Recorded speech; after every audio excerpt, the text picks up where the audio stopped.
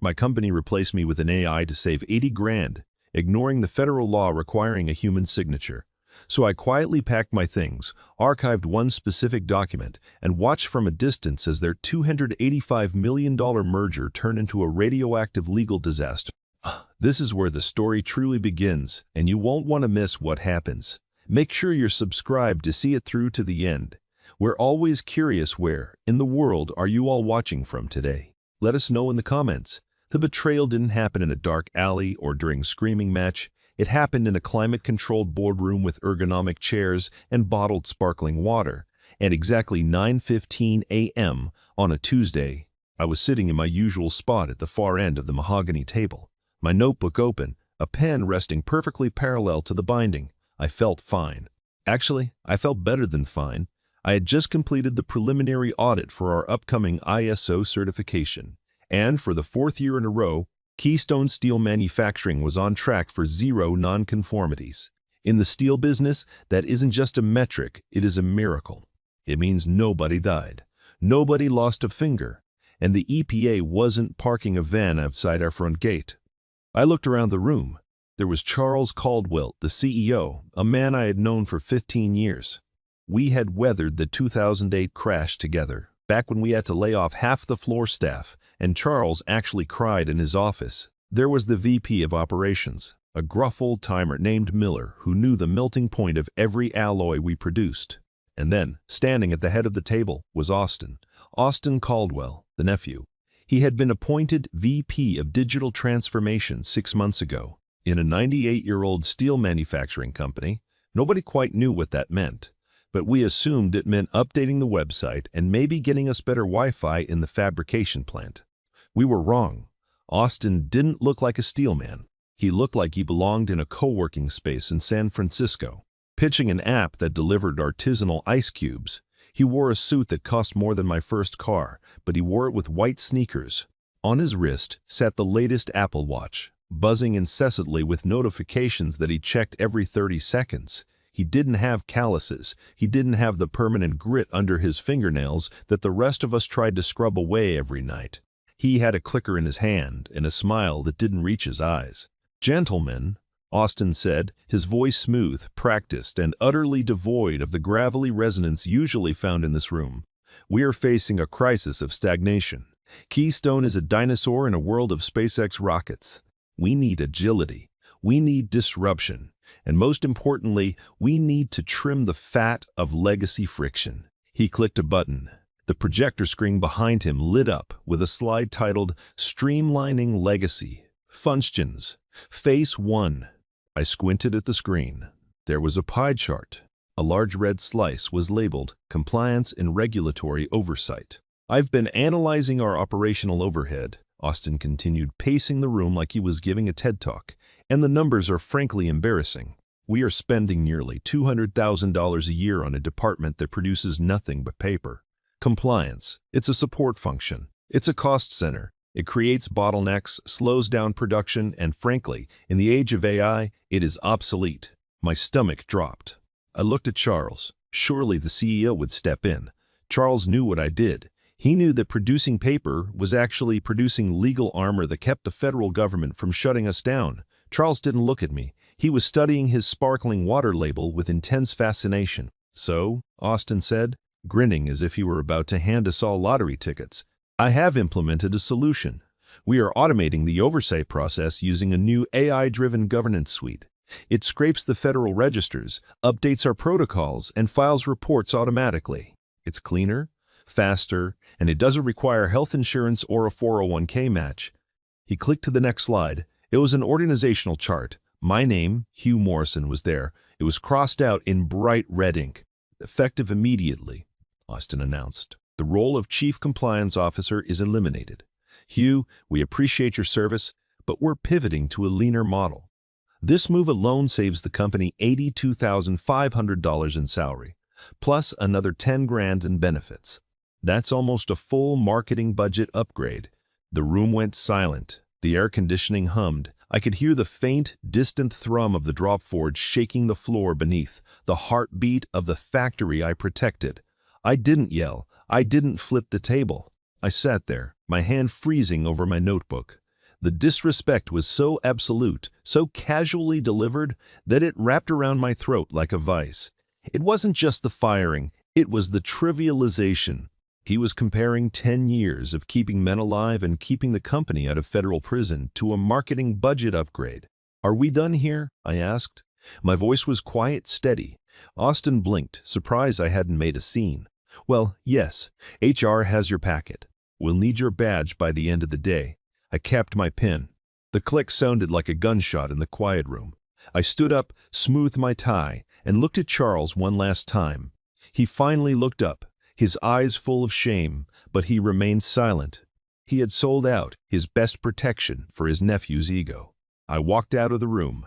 The betrayal wasn't just losing the job, it was the realization that to them, my life's work was nothing more than friction on a spreadsheet. I walked back to my office. It was a small room, tucked away near the legal archives, with a window that overlooked the slag heaps and the river beyond. It wasn't much, but it was command central. My hands were shaking slightly, not from fear, but from the adrenaline of suppressed rage. I forced myself to breathe. In, 2, 3, 4. Out, 2, 3, 4. It was an old habit from my days in the Army Corps of Engineers. Panic kills. Emotion clouds judgment. In a crisis, you revert to training. I sat down at my desk and looked at the rows of binders lining the shelves. EBA Protocols 2019-2023, OSHA, Incident Logs, DOT Hazardous Transport Manifests. Every spine was labeled with a label maker perfectly aligned. Austin thought he had fired an administrator. He thought he had deleted a line item. He didn't realize he had just removed the pin from a grenade. I didn't start packing my personal items immediately. Instead, I opened a fresh binder. It wasn't anger driving me now, it was protocol. Military habit. When someone is about to make a catastrophic mistake, you document everything. You prepare for the fallout. I logged into the system for the last time. Austin hadn't cut my access yet, a rookie mistake. A smart hatchet man cuts the IT cord before the meeting even starts. I started backing up files, not trade secrets, not client lists. I wasn't a thief. I was backing up proof. Every access credential, every compliance designation, every legal document where my name, Hugh Morrison, appeared as the responsible authority. Most people at Keystone, including Charles, had forgotten how the regulatory framework actually worked. They thought the company was compliant. They didn't realize that the company wasn't compliant. I was. My certification was the keystone holding the arch together. Every quarterly filing, every safety certification, every audit response listed me as the primary contact. And here was the kicker. No replacement had been designated. I knew the regulations better than I knew the names of my own cousins. Specifically, I knew the Federal Compliance Registry requirements for heavy industry. You cannot simply automate the role of a responsible authority. The law requires a human being, a named, certified, liable human being to be on the hook. If a compliance officer leaves, the company has a grace period, 21 days. I pulled a specific document from the digital archive, Keystone Steel Business Continuity Plan, Revision 4. I scrolled to section 12.3. I remembered writing this clause 4 years ago. I had written it after watching a competitor in Ohio get hammered with a $3.8 million fine because they botched a handover. The clause was simple, dry, and terrifying if you understood the math. Any change to the named compliance officer must be formally reassigned by board resolution within 21 calendar days, or the designation becomes legally invalid retroactive to the vacancy date. Austin didn't know this existed. He hadn't read the manual. He was too busy drinking his green smoothie and talking about disruption. Legal hadn't checked. Charles just signed off on the efficiency report without reading the fine print. I printed the document. Then I printed my original SOC 2 designation letter, the one signed by the board in 2019.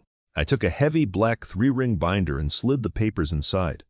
I walked over to the label maker and typed out a new label, Regulatory Continuity Archive Only. I stuck the label on the spine. It looked boring. It looked invisible.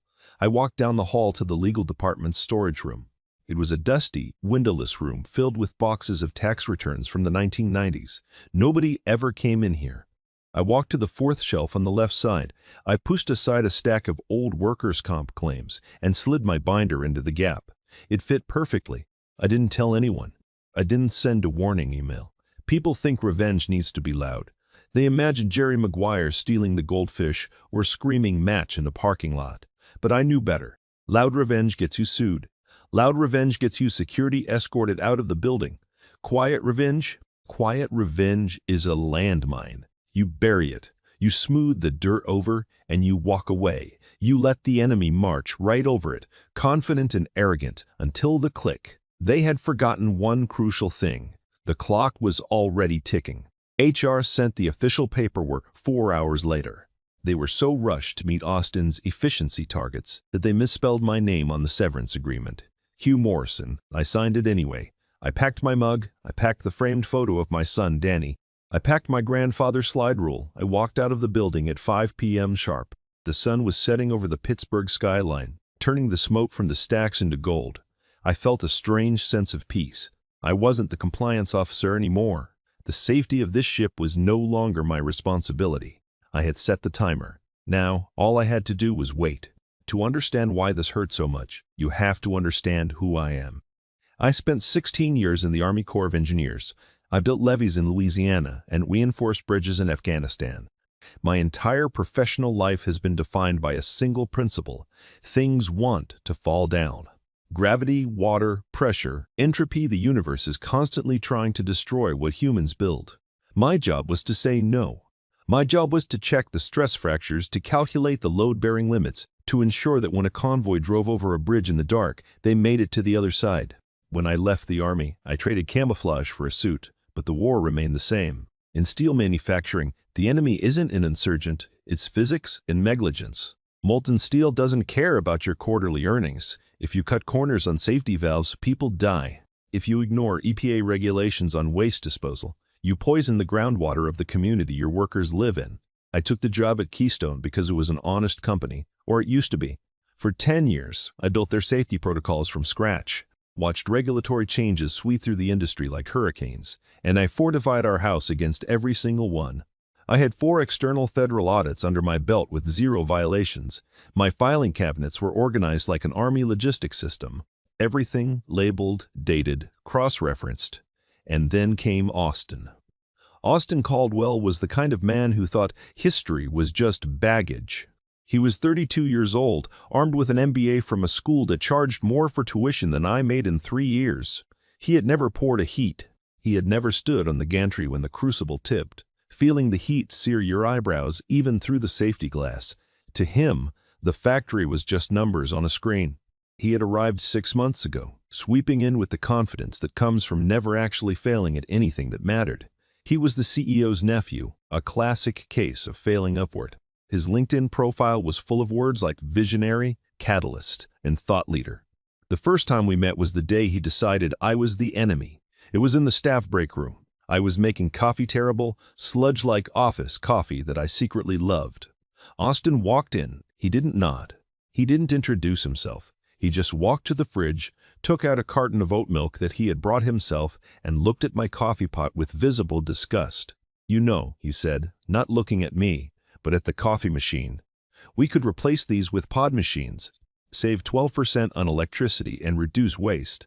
Pods cost 4 times as much per cup," I said, stirring my sugar, "and the plastic waste is significant unless you have a recycling vendor, which we don't." He turned to look at me then. It was a cold, appraisal-like stare. He looked at my graying hair, my off-the-rack suit, my scuffed shoes. He didn't see a man with experience. He saw legacy friction. "You must be Hugh," he said. "The policeman. I'm the compliance officer," I corrected. "I keep us legal." "Right," he smirked. "The Department of Numera. You guys are the reason we can't move fast. Every time I propose a pivot, I have to fill out 3 forms. Those forms keep the EPA from fining us $10,000 a day," I said. He laughed. A short, dismissive bark. "Regulations are just guidelines, Hugh. In the tech world, we move fast and break things. Then we pay the fine and keep moving. It's called cost of doing business." "In a steel world," I said, my voice hardening, "if you move fast and break things, you break people. And the cost of doing business is a funeral." His eyes narrowed. That was the moment. I saw it happen. I had challenged his worldview. I had questioned his agility. From that moment on, I wasn't just an employee, I was an obstacle. He spent the next 6 months undermining me. He stopped inviting me to strategy meetings. He downgraded my security clearance, so I couldn't access the forward-looking financial projections. He started making subtle jokes in meetings about the bureaucracy and the paperwork police. He was grooming the leadership team to see me as a burden. And Charles, who was tired and looking for a way to boost the stock price before his own retirement, let it happen. So, when the restructuring happened, it wasn't just about money. It was personal. Austin wanted to prove that he didn't need the old guard. He wanted to prove that an algorithm could replace experience. He wanted to erase me. But as I sat in my living room that first night of unemployment, staring at the phone that wasn't ringing, I realized something. Austin was a gambler playing with money he didn't earn. He saw the world as a game of upside. I saw the world as a series of failure points. He had removed the safety valve because he didn't understand what pressure was. And now the pressure was building. 6 weeks after the streamlining, I submitted my resignation. It was a single page, typed in 12-point Times New Roman standard format. Effective 14 days from today, I will be stepping down from my position as Senior Administrative Coordinator at Keystone Steel Manufacturing. That was it. No drama, no demands for an exit interview. No manifesto emailed to the entire company about how they were making a mistake. I didn't want them to look at me. I wanted to be a ghost. They processed it like routine paperwork. Actually, they processed it with the same sloppy arrogance they applied to everything else. Austin was so eager to get my salary off the books for his next quarterly review that he had IT disable my access by the end of the day, 12 days before my notice period was up. The IT ticket was so rushed that the technician misspelled my name Hugh Morrison and, crucially, forgot to update the federal compliance registry. That night, my phone rang. It was my son, Danny. Danny is a junior at Carnegie Mellon, studying mechanical engineering. He's a smart kid, smarter than his old man in most ways. But he inherited my curse, the inability to ignore details. "Dad," he said, his voice tight, "I saw the email you forwarded. You actually quit. What about my tuition? Spring semester is coming up, and I know the scholarship only covers 60%. I sat in my kitchen, looking at the darker patch of wall where my Keystone Employee of the Month plaque used to hang. "Trust me, son, this is going to work out." "But you're 50 years old, Dad. The job market isn't exactly." He trailed off, too polite to say kind to men your age. "Maybe you should talk to Uncle Charles? Maybe apologize?" "I have nothing to apologize for," I said, my voice firm. "Your old man didn't spend 16 years in the Army Corps of Engineers without learning how to plan for contingencies. I'm not retreating, Danny. I'm flanking." "Sounds like you got something up your sleeve," he said, sounding unconvinced. "Just following proper procedures," I replied. "Sometimes that's the deadliest move you can make." The following weekend, I sat down at my personal laptop and executed the next phase of the plan. I logged into the Federal Compliance Registry. It's a government portal that looks like it was built in 1998, but it holds the legal status of every heavy manufacturer in the country. I updated my profile.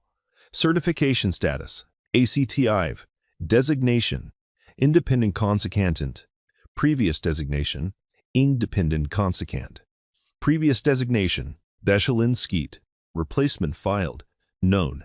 I hit enter. The system timestamped the update. The clock on the wall ticked. 24 hours later, I registered my LLC, Morrison Crisis Compliance Recovery. I rented a small office space above O'Sullivan's Pub on Liberty Avenue. It was cheap, $900 a month, and smelled faintly of malt vinegar and old wood. It had 2 desks, a coffee maker that worked half the time, and a view of the old J&L Steelworks down the river. It was perfect. By Monday, my phone started ringing. It turns out when you are one of the only people in Pennsylvania with a perfect SOC2 track record and you list yourself as available, the market notices. I had 4 serious inquiries by noon. 2 from law firms representing companies in regulatory trouble, 1 from a boutique consulting group, and 1 from a German steel conglomerate that specialized in acquiring American mid-market manufacturers. That last one, Bronze Steel Industries, made me pause. I noted the name, filed it away, and took a contract with a fabrication company in Ohio instead. Across town, Keystone hummed along, completely unaware of the vacuum I had left behind. There were no exit procedures, no knowledge transfer, no replacement training. Austin was already busy planning phase 2 of his optimization strategy. Charles was giving interviews about the company's new agility mindset. Nobody noticed the compliance clock ticking toward day 22. Time in the regulatory world doesn't move in hours, it moves in cycles. Day 22 came and went without a sound. This was the deadline. According to federal law and Section 12.3 of the document, sitting on the fourth shelf of the legal archive, Keystone's grace period had expired. Because no board resolution had been filed to name my replacement, my original designation became legally invalid, retroactively. Day 43. I was in Ohio, auditing a steel fabrication plant that had lost its compliance officer to a heart attack. They were in panic mode, facing a state audit in 5 weeks. I walked in, calmed them down, and quoted them $340 per hour plus expenses. They said yes before I finished the sentence. I was sitting in the break room of the Ohio plant when I saw the news on the TV in the corner. It was a business channel featuring a segment on the future of American manufacturing. There was Austin. He was wearing a hard hat that looked brand new. It didn't have a single scratch or sticker on it. He was standing in front of Keystone's main blast furnace, shouting over the noise to the reporter. "We've revolutionized the operational structure," Austin was saying, using his hands to frame the air. "By removing legacy friction and automating our governance, we've increased our EBITDA by 4% in just 2 quarters. We are lean, we are mean, and we are ready for the global stage." I sipped my coffee. Legacy friction. That was me. "That guy looks like a tool," the Ohio plant manager grunted, standing next to me. "He's certainly confident," I said diplomatically. "You know him?" "I used to work for him," I said. "Briefly. Day 89. This was the critical threshold. In steel manufacturing compliance, the fines operate on a sliding scale to punish negligence. For the first 90 days of a violation, the fine is significant but survivable, $8,000 per day. But if the violation continues past 90 days, the government assumes you aren't just incompetent, they assume you are malicious. The daily penalty triples, $25,000 per day, every single day, including weekends and holidays. I did the math in my head while I drove back to Pittsburgh. First 90 days, $720,000. Day 91 onward, $25,000 daily. The liability was growing like a tumor, invisible and lethal. And because Keystone hadn't replaced me, every document they filed during this time, every safety cert, every environmental impact statement was technically fraudulent. They were operating illegally. Day 95. I was back in my office above O'Sullivan's when Danny called. His voice was different this time, excited, breathless. "Dad, you're not going to believe this." "What is it, Danny? Everything okay?" "Better than okay. I had just got accepted into the Accelerated Compliance Engineering program. It's a dual-degree track, engineering and regulatory law." I leaned back in my chair, the springs squeaking. "Compliance? I thought you said my job was boring." "Yeah, well," he laughed, "I've been reading about the industry. Professor says with all these international companies buying American plants, they need people who speak both languages, engineering and legal. He says the starting salaries are insane." "Smart professor," I said, a lump forming in my throat. I guess your old man's rubbing off on me," he said quietly.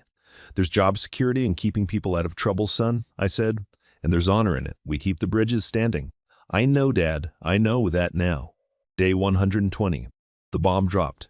I was downstairs at the pub getting my morning coffee from Patrick. Patrick is an old-school Irish guy who has run the place for 35 years.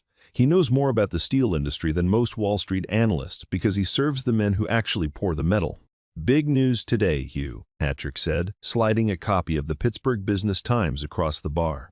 I looked at the headline. The font was bold and black. "Keystone Steel to be acquired by Brown Steel and Steel to be acquired by Braun Steel Industries in $285 million mine-time deal." My hand froze on the coffee cup. Braun Steel, the German conglomerate that had called me months ago. I read the article. It was a puff piece. Charles was quoted extensively about Keystone's innovative transformation, but the real star was Austin. The article credited his strategic elimination of redundant functions as the key factor that attracted the German buyers. Brown Steel Industries is looking for lean, efficient operations, Austin was quoted as saying. Our streamlined management structure makes us the perfect plug-and-play acquisition. $285 million, Patrick whistled. That nephew of the CEO is gonna be rich. It's a lot of money, I agreed. You don't look upset, Patrick noted, wiping down the bar. Most guys would be throwing bottles knowing their old company sold for that much right after kicking them out. I smiled, blowing on my coffee. My grandfather worked the blast furnaces at Homestead, Patrick. He used to say, the furnace that burns hottest melts the steel, but if you don't tend the fire right, the whole thing comes down. Meaning? Meaning, I said, folding the newspaper. Austin thinks he sold a race car, but he actually sold a car with no brakes, and he just handed the keys to a German mechanic who checks everything. You think the deal won't go through? I think, I said, standing up, that the due diligence team is arriving next week. And Germans are very, very thorough. The due diligence team from Braun Steel arrived in Pittsburgh on day 135. I didn't see them arrive, but I knew exactly what they looked like. I knew the type. Serious men and women in dark suits carrying encrypted laptops and laser measures. They weren't interested in Austin's PowerPoint presentations or his buzzwords. They were interested in liabilities. Leading the team was Dr. Ingrid Weber. I knew her by reputation. She had a PhD in industrial engineering and a law degree from Heidelberg. She was known as the Iron Lady of Audits. She didn't miss decimal points. With her was Klaus Brenner. I had crossed paths with Klaus years ago at a conference. He was a compliance specialist who had spent 17 years auditing American acquisitions. He had a heavy German accent, impeccable manners, and eyes that could spot a fraudulent timestamp from across the room. For the first week, everything seemed fine. Keystone's stock price was climbing on the acquisition news. Austin was taking a victory lap, already looking at vacation homes in the Hamptons. He had prepared beautiful spreadsheets showing how much money he had saved by firing the legacy staff. But due diligence is an autopsy of a living company. You peel back the skin to see if the organs are healthy. Day 149, exactly 21 compliance cycles since my designation had been terminated. Klaus Brenner was in the basement of Keystone's headquarters. He was in the legal archive room. He wasn't there because he suspected anything. He was there because it was on his checklist. Item 402. Verify historical regulatory continuity. He was cross-referencing the personnel records with the federal filings. He saw that Hugh Morrison had left on a specific date. He looked for the replacement filing. He couldn't find it. He checked the board minutes for the last 6 months. No resolution naming a new compliance officer. He checked the HR logs. No hire. I can only imagine the frown that creased his forehead. He probably took off his glasses and cleaned them, thinking he had made a mistake. German efficiency does not easily comprehend American negligence of this magnitude. He began searching the physical files. He walked down the aisles of dusty boxes. He got to the fourth shelf on the left side, and there it was, the black binder, the label I had typed myself. Regulatory, continuity, archive only. Klaus pulled it down. He opened it. He saw my original SOX 2 designation letter. He saw the copy of the business continuity plan. He saw section 12.3 highlighted in yellow highlighter. Must be formally reassigned by board resolution within 21 calendar days.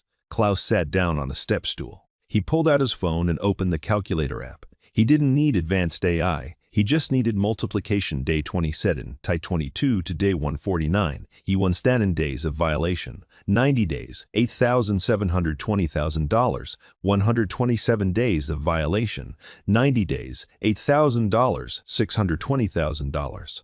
37 days, $25,000 and $125,000. Total confirmed fines, $1,645,000. Daily accumulation, $25,000. But the money was the small problem. The big problem was the fraud. By presenting themselves as a compliant company to a foreign buyer while knowingly or negligently operating in violation of federal law, Keystone had committed material misrepresentation. Klaus closed the binder. He picked up his phone. He didn't call Austin. He didn't call Charles. He called me. I was in my office above the pub, revising a safety manual for the Ohio client, when my cell phone buzzed. It was a 422 number, but I recognized the voice immediately. Mr. Morrison? Speaking. This is Klaus Brenner from Braun Steel Industries. We have met before, I believe, at the Detroit Safety Summit in 2018.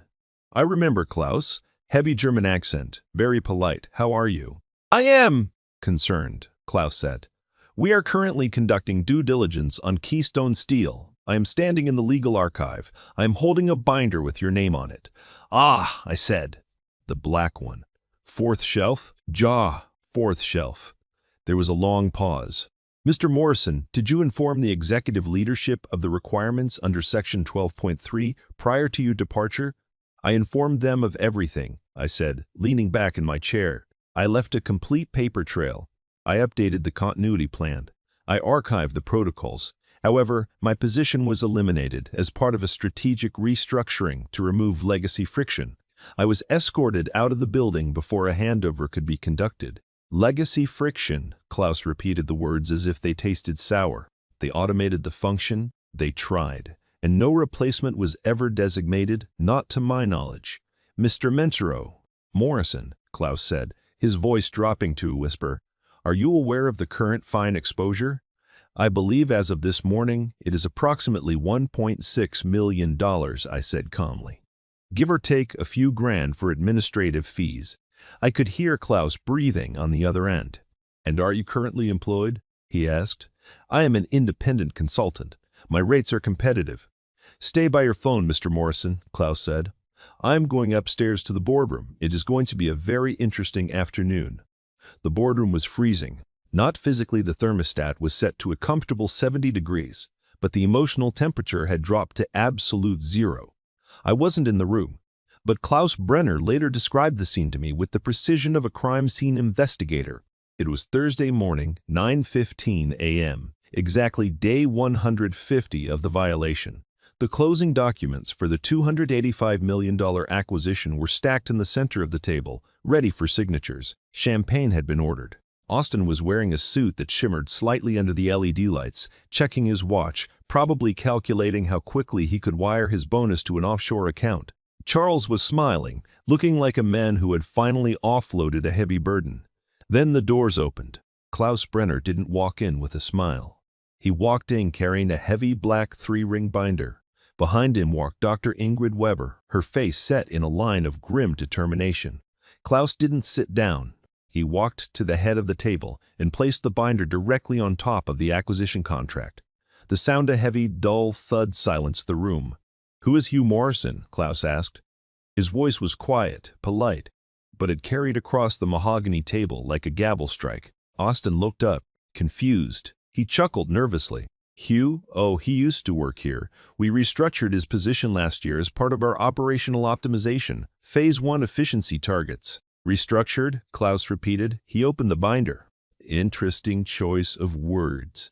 Is there a problem? Charles asked, his smile faltering. We handled his transition months ago. Everything is in order. Mr. Caldwell, Klaus said, turning to the CEO.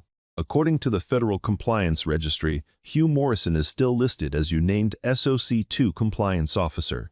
And according to this documentation, he tapped the binder. He remains the designated authority for every single regulatory filing you have made in the last 5 months. Austin waved a hand dismissively. That's just a database lag. The AI system handles the updates. We're fully automated now. Federal law does not recognize AI systems as liable entities, Klaus said, his voice sharpening. And federal compliance designations are never automatic. They require explicit board action and formal replacement within 21 calendar days. He projected his laptop screen onto the main wall monitor. You have been operating without valid compliance authority for exactly 127 days. That is over 6 complete compliance cycles. Dr. Weber, who had been standing silently by the window, turned to face them. This represents a material misrepresentation of regulatory standing. You represented to Braun Steel Industries that Keystone was fully compliant. You lied. We didn't lie, Austin snapped, finally losing his cool. It's a clerical error. We can fix this in a day. We'll just hire someone, backdate the forms, and move forward. You cannot backdate federal liability, Dr. Weber said, her voice ice cold. That is a felony. Klaus clicked to the next slide. The math. The ugly, brutal math. Steel manufacturing compliance fines escalate after 90 days of negligence, Klaus explained, pointing to the numbers glowing on the screen. Your current exposure is $1,645,000. The room gasped. Charles went gray. But that is just the beginning, Klaus continued. Because no replacement was designated, every safety certification you issued, every environmental clearance you signed, and every audit report you provided to us during due diligence is legally invalid. You have been selling steel with fraudulent certifications. Surely, Charles stammered, sweat visible on his forehead, surely we can resolve this. We'll pay the fine, we'll deduct it from the sale price. $1 million it's manageable. It is not about the money, Mr. Caldwell. Dr. Weber cut in. It is about the liability. If we acquire you today, Braun Steel inherits that fraud. We become liable for every ton of non-compliant steel you shipped in the last 4 months. The class action lawsuits alone could exceed the value of the company. Austin stood up, his face red. This is ridiculous. We optimized the department. We saved money. Hugh was just a paper pusher. Mr. Morrison, Klaus said, raising his voice to cut over Austin, left detailed documentation showing that proper procedures were available. He created a continuity plan. He archived the protocols. Section 12.3 of your own business bylaws, authored by Mr. Morrison, explicitly outlines the 21-day requirement. Klaus held up the binder. He followed the rules. You ignored them. We didn't see that document, Austin shouted. He hid it. It was filed in your legal archive, Klaus replied calmly. 4th shelf, left side, correctly labeled. It was not hidden, it was simply ignored by an executive team that viewed compliance as friction rather than survival. Dr. Weber closed her laptop with a snap. This conversation is over. Braun Steel Industries cannot proceed with this acquisition. Charles stood up abruptly, knocking over his water glass. Ingrid, please, the deal is scheduled to close next week. The press release is drafted. The shareholders are expecting this. The deal is dead, Charles, Dr. Weber said, effective immediately. Our legal team is drafting the withdrawal notice based on failed due diligence and breach of warranty. What if we bring Hugh back? Austin pleaded, his arrogance finally dissolving into desperation. We'll rehire him today, double his salary. We'll make him fix it. Klaus looked at his notes, a small, satisfied smile playing on his lips. I spoke with Mr. Morrison yesterday. He is currently operating as an independent consultant and knowing the market rates for crisis management. I doubt he is affordable for a company with your current balance sheet. Klaus packed up the binder. He didn't leave it on the table. It was evidence now. Gentlemen, Klaus said, nodding to the stunned room, good luck with the auditors. The Brown team walked out. They left the champagne on the sidebar unopened. They left the contract unsigned. And they left Austin Caldwell standing there watching his $285 million disruption evaporate into thin air. The fallout was swift, public, and absolutely devastating. The press release went out the following Monday morning. It was brief, brutal, and written in that special language lawyers use to destroy reputations without getting sued for libel. BR in Steel Industries whitewashed, from Korstorn du Torstern Vermaquis. Resolved regularly commentary commissarians materials misintation. Keystone stock opened down 19%. By noon, as rumors of the fraudulent certifications began to leak on financial forums, it had dropped 33%. By market close, the company had lost nearly half its value. The business press, hungry for a scandal, descended on Pittsburgh. The Pittsburgh Business Times ran a feature titled $285 million mistake, how Seaport C couldn't kill the deal of a lifetime. They dissected Austin's efficiency strategy and laid it bare for what it was, recklessness masquerading as innovation. One headline particularly stood out to me, when legacy for friction is actually the brakes. I read it in my office above O'Sullivan's, sipping coffee that tasted particularly good that morning. Tuesday morning, my phone rang. It was Dr. Weber, Mr. Mebel. Morrison? Her voice was crisp, professional, but warm. Dr. Weber, to what do I owe the pleasure? Braun Steel Industries is looking to expand its North American compliance division, she said.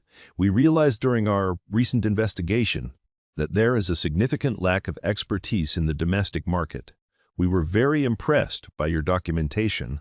The binder was, as Klaus described it, a masterclass in bureaucratic self-defense. I like to be thorough, I said. We would like to retain your services, she continued. a comprehensive compliance review of our North American operations, 16-month contract to start, full autonomy over methodology, and we are prepared to offer $275 per hour. I looked around my little office. The peeling paint, the view of the river, the quiet dignity of independence. "I'm available," I said.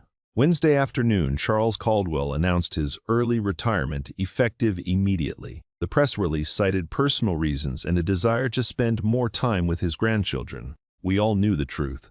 The board had forced him out to try and salvage what was left of the stock price. Austin didn't get a press release. He was simply gone. Security escorted him out on Friday. Rumor had it he tried to argue that he was being unfairly scapegoated, but the board wasn't listening. On Thursday morning, I got a text from a number I didn't recognize.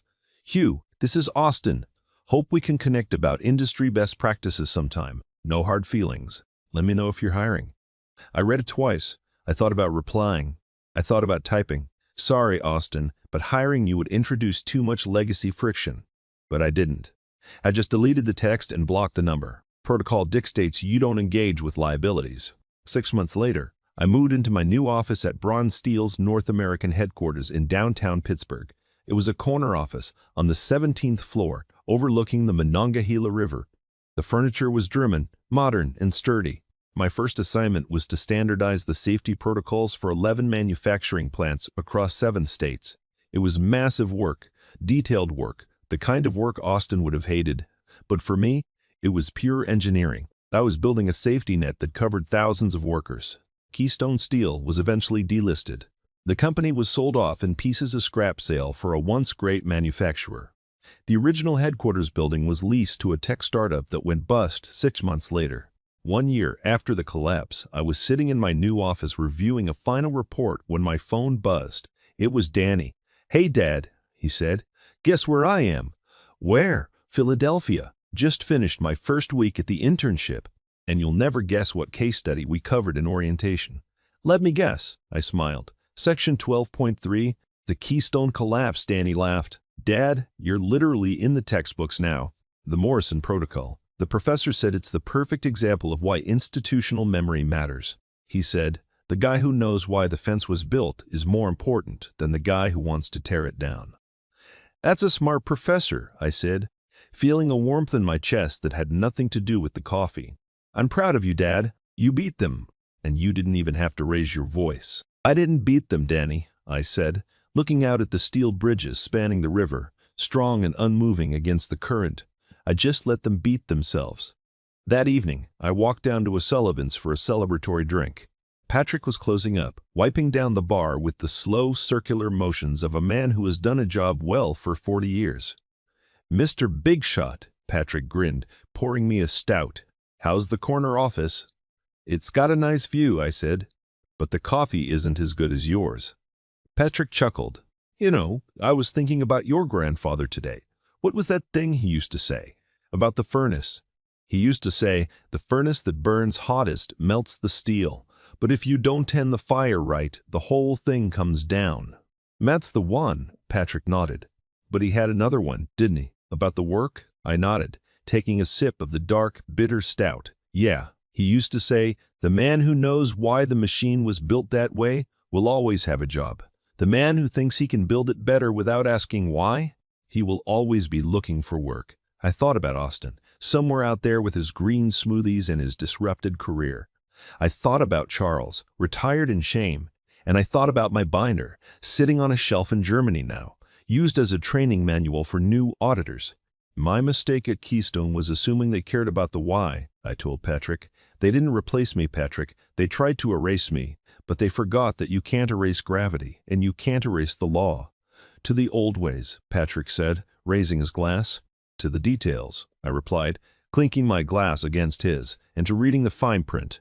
Business is good, really good. It just took a $285 million disaster for everyone else to realize that the boring guy in the corner office was actually the one holding the roof up."